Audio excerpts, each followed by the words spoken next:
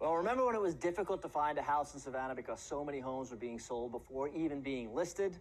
That's not the case anymore, with homes now sitting on the market for an average of 3 months. So what happened to change the local real estate market so dramatically? Well, Patrick Hanlon, the founder of Home Buyers of Savannah, is here with us this morning to answer some of those questions and offer some tips to both buyers and sellers. Good morning, how are you? Good, how are you? I am great, thanks. We've been chatting about this because it's really fascinating the way things turned around so quickly. Sure. What happened? More inventory. Okay. Especially new construction. Yeah.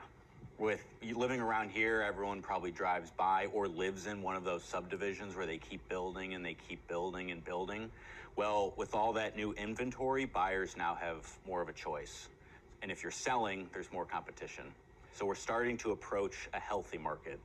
Right. A big factor of this is that houses are staying on the market a lot longer, 90 to 120 days sometimes, right? Yeah, and sometimes double for condos.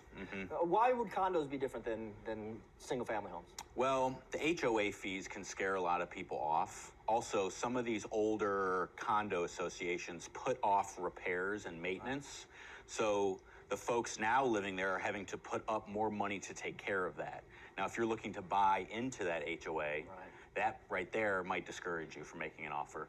And I'm thinking a lot of that new construction that we're seeing is condos, townhomes. It is, yeah, a lot of it is. A lot of the large buildings that you see, they're built to rent. A lot of the houses, though, are built to be sold. And those builders need to clear that inventory. Yeah, the new construction can really work to the home buyer's advantage, right? Absolutely. You know, they're not like an investor like me. So if I fix up a property and then I list it and I don't get an offer that I like, well, I can just rent it out. But if you're D.R. Horton and you've built 20,000 homes, they're not in the business of renting those out. They've got to sell them. They've got to sell them. All right, well, let's take a look at a couple of the factors that have impacted why homes are staying on the market so long. We have a little graphic here. One of them, of course, is mortgage rates. Sure. Yeah, mortgage rates they're not great. The volatility is starting to go down, but they're still pretty high. So we still do have that lock-in effect. Right. And who knows how long that's going to last. Like, we've been talking about this lock-in effect for years. Yeah, and that's basically, if you have a good mortgage rate now, you don't want to sell your home because when you go to buy a new one, you're going to have a whole different rate. Yeah, and it's tough. So, like, if you live in a home that's worth $400,000 and you bought it 5 years ago at $300,000, you're probably paying a pretty good rate per month. Now, you might want to go buy a new home for $400,000, but that mortgage payment could now be double because the interest rate has doubled. So who wants to trade down, as you say, right? So people are just staying put. Yeah, and really what that does is that affects your monthly payment. I mean, you know, you're paying as much or more for sometimes a smaller home. Absolutely. And when we have economic uncertainty, people don't want to take risks. Right. It's very natural for people to just sit and wait. Yeah, but you do have some tips for buyers, again, how they can maybe use some of these factors to their advantage, especially on the new construction. Absolutely. So if you're a buyer, look at new construction and look at the rate buy downs that builders are offering. I was driving on, I believe it was I-16 the other day, and I saw a billboard. The builder was offering 4.99 interest rates. Wow. Now, I'm sure there's some fine print and whatnot, right?